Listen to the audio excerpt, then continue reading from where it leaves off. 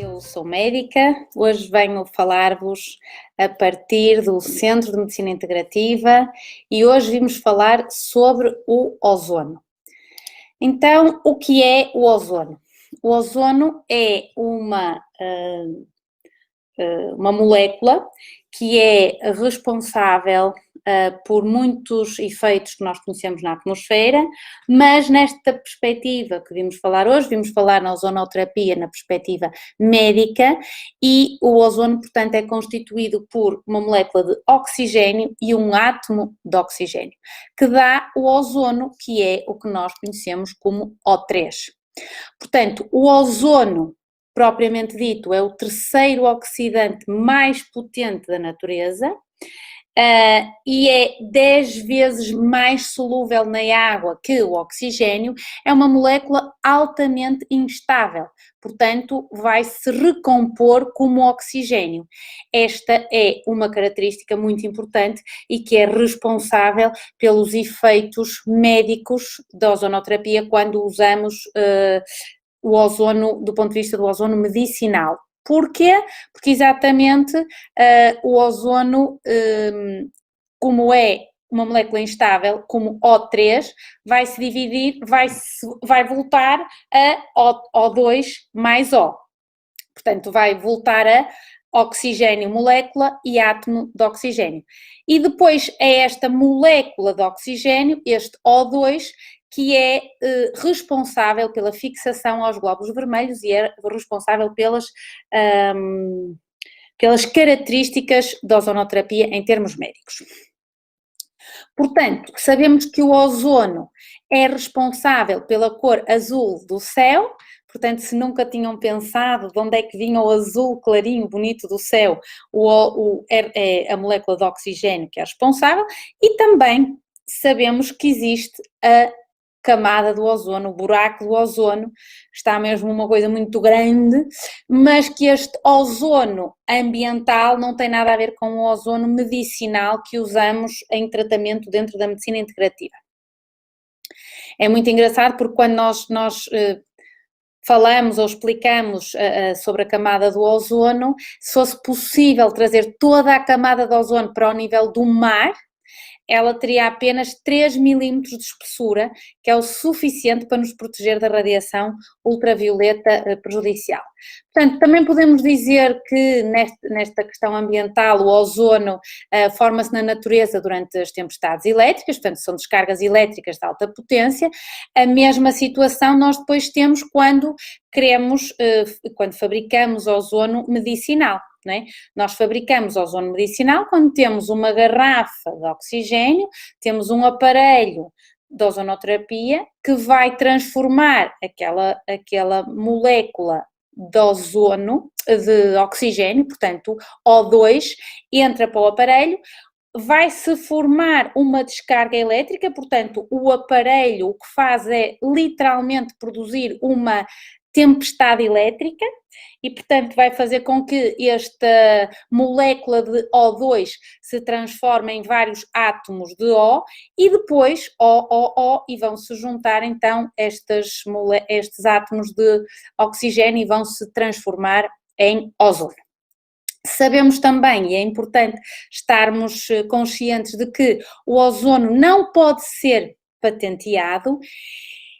E isto talvez explique o porquê que uma técnica que sabemos que é tão útil e tão interessante do ponto de vista médico, do ponto de vista terapêutico, não é mais utilizada em termos convencionais, porque exatamente o ozono não pode ser patenteado.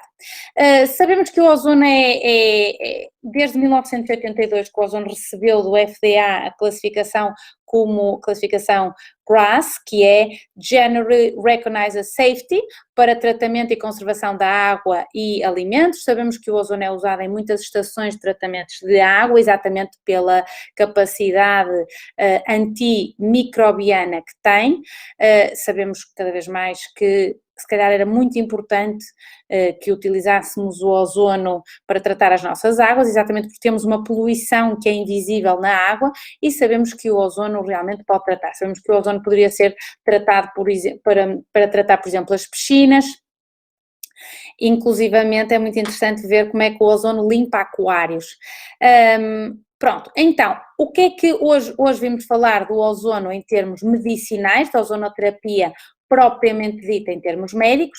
Sabemos que o ozono utilizado em medicina é uma mistura de oxigênio puro e de ozono puro, portanto sabemos que mais ou menos temos 5% de O3 e 95% de O2, que vai dar mais ou menos uma concentração de 100 microgramas por mililitro de ozono, e também sabemos que o ozono, como biomolécula, já depois no sangue, é produzido por neutrófilos ativados, portanto umas moléculas do nosso sistema imunitário e catalisada por uns determinados anticorpos. Isto significa que, como o ozono é uma biomolécula, não existe alergia ao ozono, o que ainda nos confere mais segurança à ozonoterapia como técnica terapêutica.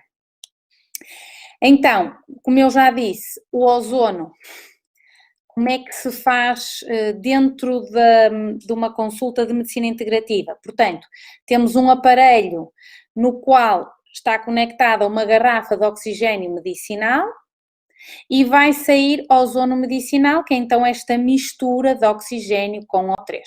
Porquê que é muito importante este ozono medicinal?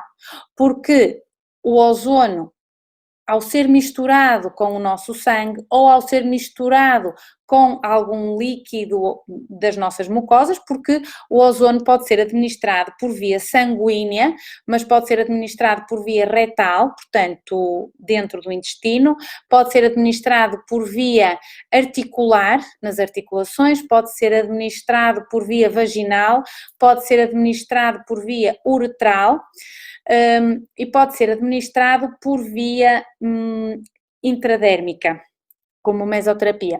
Pode ser administrado também em tudo o que seja a odontologia neurofocal, ou seja, pode ser administrado na cavidade de um dente, pode ser administrado nas gengivas. Portanto, estas são as capacidades que nós temos de administração desta mistura de oxigênio com ozono. Porquê que então o ozono tem tanto efeito no ponto de vista de tratamento dentro da medicina integrativa? Porque o ozono, quando é administrado, seja por que via for, e depois vai depender um bocadinho da via, mas na generalidade, o ozono liberta fatores de crescimento, portanto vai permitir a regeneração dos tecidos. O ozono tem um efeito lipolítico, portanto, desta maneira podemos dizer que o ozono ajuda na redução da gordura. O ozono melhora a drenagem linfática, portanto estas duas vias, quando são estas duas ações, quando nós injetamos o ozono, por exemplo, no tecido adiposo, significa que estamos a trabalhar para um efeito lipolítico, ou seja, vamos perder gordura naqueles sítios. O ozono liberta óxido nítrico, é muito importante, portanto, para a vasodilatação. Sabemos hoje em dia que existem uma série de doenças crónicas, particularmente as doenças neurodegenerativas que precisam deste óxido nítrico e as doenças cardiovasculares também. Portanto, o ozono trabalha muito bem este tipo de doenças. O ozono também optimiza as funções hepáticas, as funções renais, as funções tiroideias, ou seja, de uma certa forma ajuda no metabolismo orgânico, estimula a síntese de enzimas antioxidantes intracelulares, isto é uma parte muito importante do efeito terapêutico do ozono, e o ozono optimiza a liberação de oxigênio nos tecidos e o ozono modula a cascata inflamatória, as chamadas citoquinas. O que é que isto é muito importante? É muito importante quando, por exemplo, pensamos na utilização do ozono para uma infecção por um vírus, porque como o ozono modula a cascata inflamatória, todas as doenças que estejam relacionadas com a cascata inflamatória, ou seja, com um estado hiperinflamatório, como seja, por exemplo, esta infecção deste vírus que estamos a assistir em termos mundiais, o ozono é fantástico. Portanto, é muito importante que possamos utilizar ozono em todas as infecções víricas.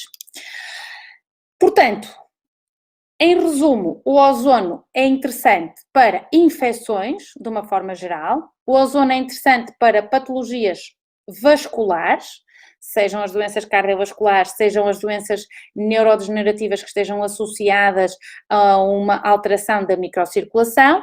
E o ozono é muito interessante como modulação imunológica e inflamatória. Portanto, como eu disse, o ozono pode ser administrado por via sistémica ou por via tópica, digamos assim. Sabemos que existe uma vasta quantidade de literatura sobre ozonoterapia. Hoje em dia há, no mínimo, 12 livros só sobre ozonoterapia e também sabemos que o ozono, do ponto de vista médico, começou a ser utilizado na Primeira Guerra Mundial. Porque na Primeira Guerra Mundial foi usado, porque era barato, para tratar feridas e gangrenas com ozono e mostrou-se eficaz. Isto está descrito num artigo de 1915, em que o cirurgião-chefe do exército alemão realmente explica como é que o ozono, como tratamento tópico de feridas, conseguiu evitar que se fizessem muitas amputações.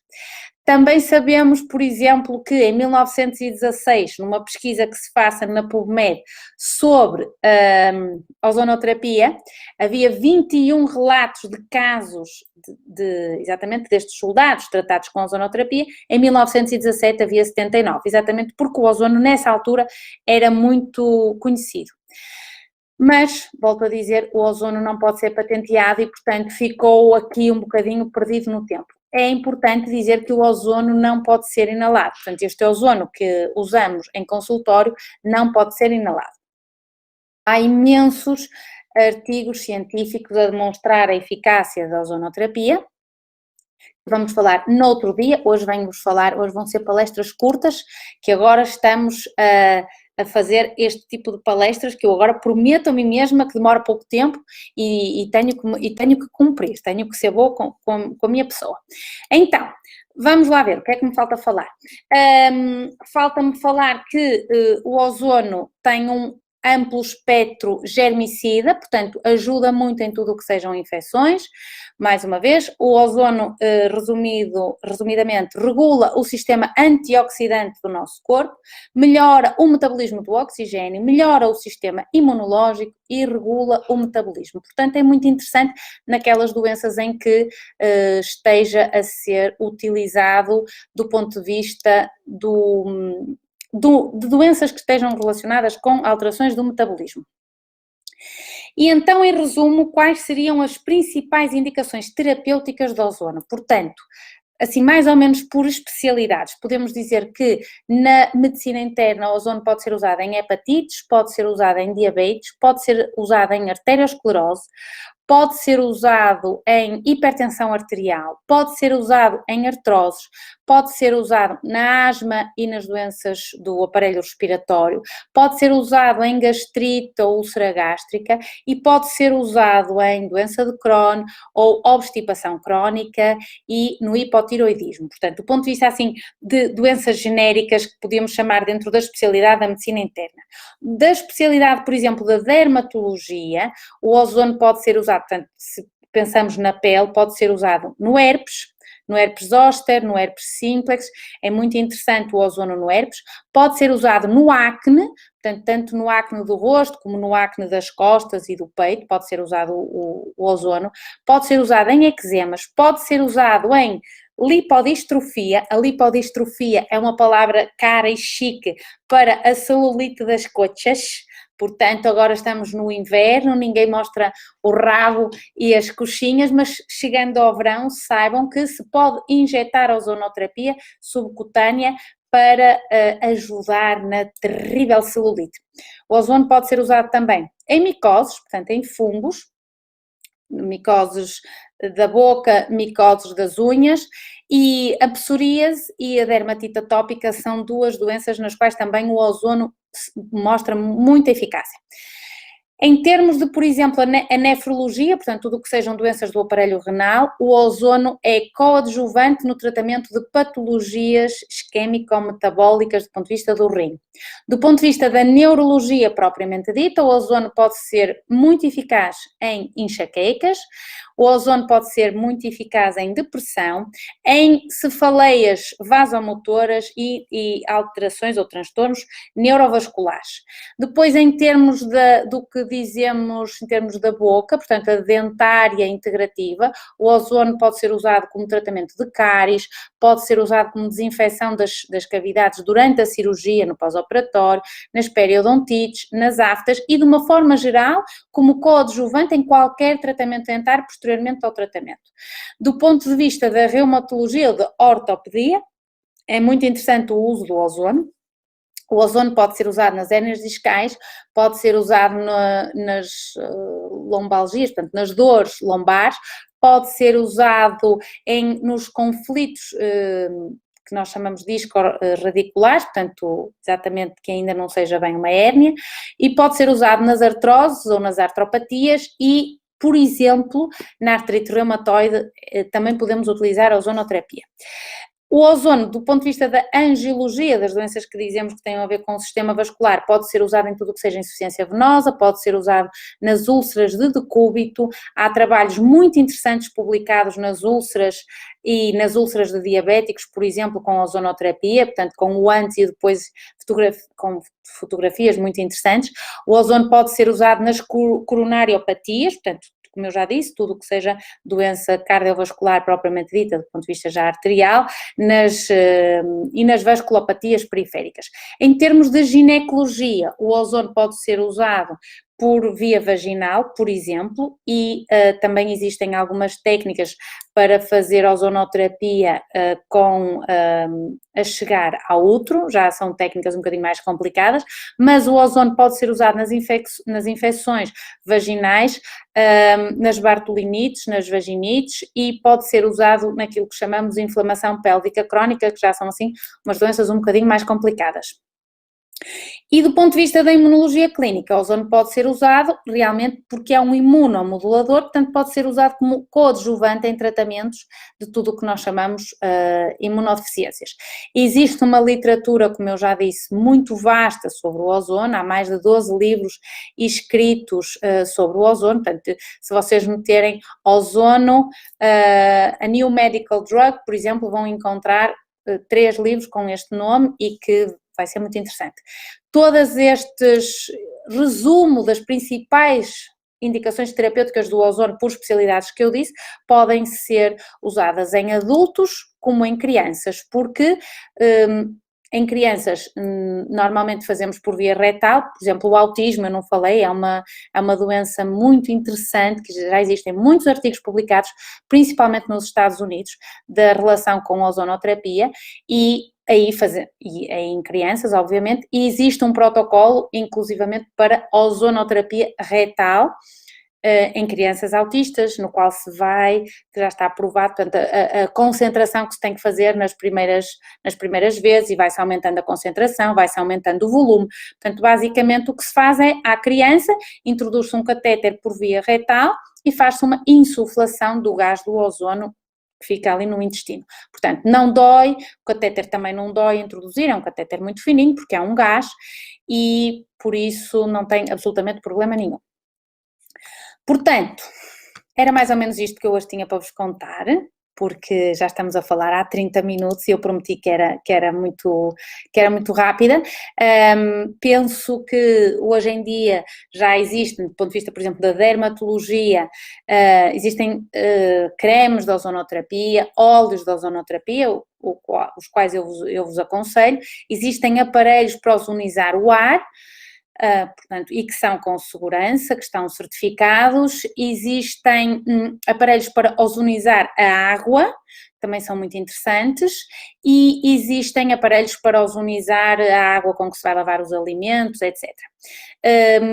Depois também existe ozono já microencapsulado em cápsulas, que pode ser tomado, portanto, no qual o ozono vai ser libertado no estômago, e também existe depois o ozono médico, que é aquele que fazemos dentro de uma consulta de medicina integrativa. Espero ter sido útil, sei que têm aqui muitas perguntas, mas vamos combinar uma próxima vez, vamos colocar a segunda parte desta conferência sobre o ozono depois no canal do YouTube, que esperamos que partilhem, subscrevam os canais. Eu estou a ficar uma profissional desta coisa das redes sociais, porque torna mais fácil o contacto neste tempo em que temos que estar aqui um bocadinho mais confinados em casa, torna mais fácil o nosso trabalho, mais fácil chegar a vocês que estão em casa. Portanto, muito boa noite, espero que tenham gostado e até à próxima.